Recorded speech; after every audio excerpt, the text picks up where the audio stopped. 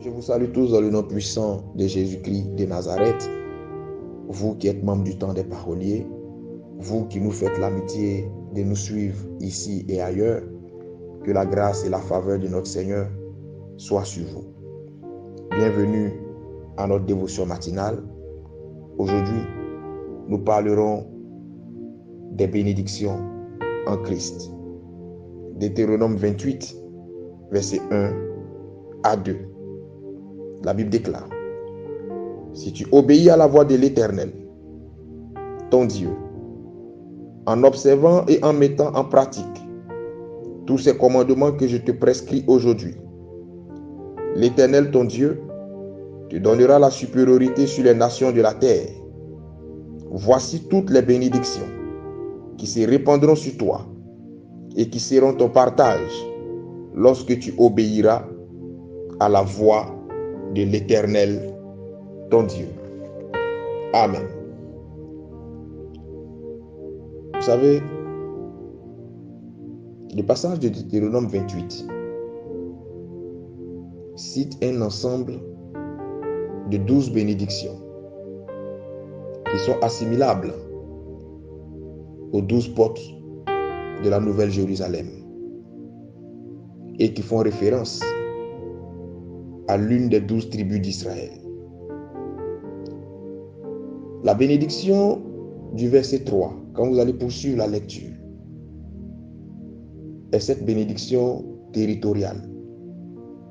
Elle est cette bénédiction qui est rattachée à Ruben, l'un des fils de Jacob. Cette bénédiction te donne la capacité ou l'intuition de discerner le bon endroit, de connaître la position stratégique où tu dois être pour réussir.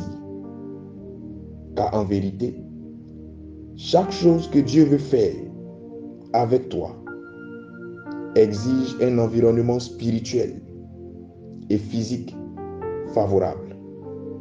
Cette chose exige que tu sois au bon endroit, au bon moment.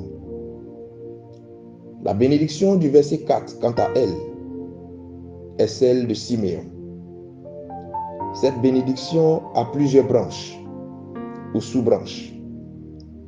Cette bénédiction crée la créativité, l'intelligence, la productivité dans les entreprises et des personnes qui dépendent de toi, la fertilité, le mariage, et j'en passe.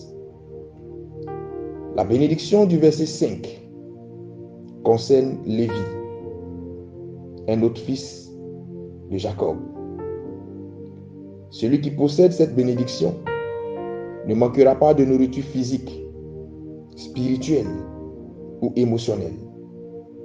C'est la bénédiction qui ne te laissera pas dans l'endettement ou dans la pauvreté. Cette bénédiction n'engendre pas l'abondance, mais elle te donne ce qui est nécessaire pour vivre dignement et de manière agréable à Dieu. Ce matin, je prie que chacune de ces bénédictions que je viens de citer s'applique à toi, à ta progéniture, à tes activités et à ta descendance. Je prie ce matin que la bénédiction de Ruben te localise et que tu l'expérimentes au quotidien. Que la bénédiction de Siméon soit ton partage et que tu la vives jour et nuit. Que la bénédiction de Lévi ne te quitte pas et que cette bénédiction soit ta seconde identité. Je prie que les bénédictions en Christ te localisent et t'atteignent par la puissance du nom de Jésus-Christ de Nazareth. Je le crois, je le confesse et je l'accepte. Shalom chez vous.